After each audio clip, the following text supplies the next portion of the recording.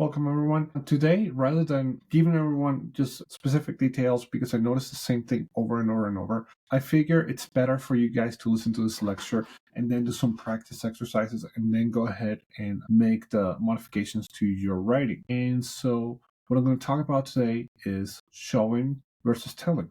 Telling is when the writer directly states facts, feelings, or situations to the reader. It's an efficient but it can create emotional distance. Showing, on the other hand, involves using memory, sensory details, specific actions, dialogue, and the character reactions to let the reader experience the story themselves. It's more immersive, but it takes more space, therefore it takes more time.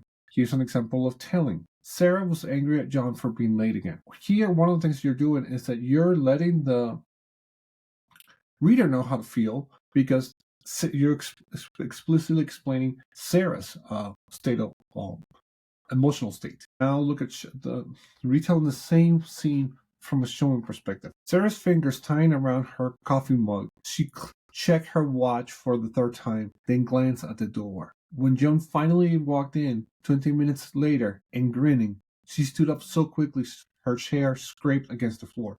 "Don't," she said, her voice low and tight. What this does is that you want to tell me things that are not as important, just to help set the scene real quickly. However, if a part of your writing is critical for the development of the scene, then at that point I want you to show me things. I want it to be a all immersive situation so that you slow down the scene. Think of an action movie where the camera pans and there's a 360 in slow motion and you can see everything.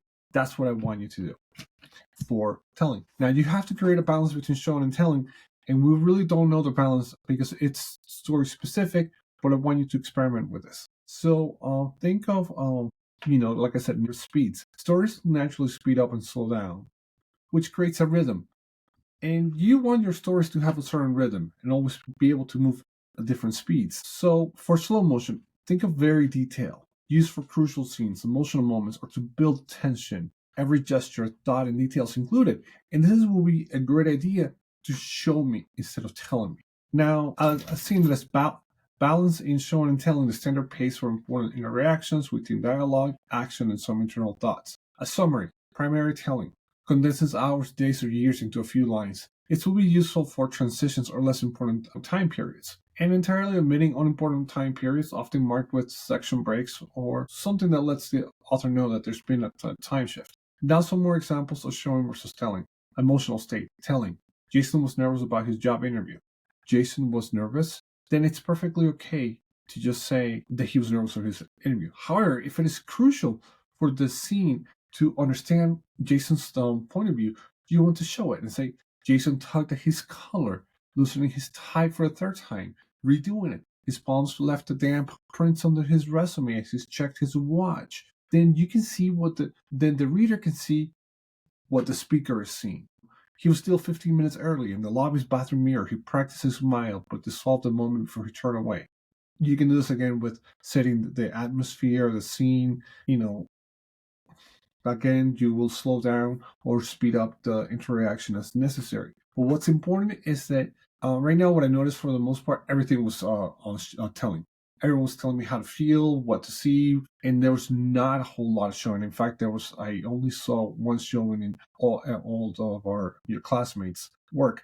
And I figure this is important for you to understand this. I'm gonna post this example on D2L so you see it, along with some exercises that are only intended to help you.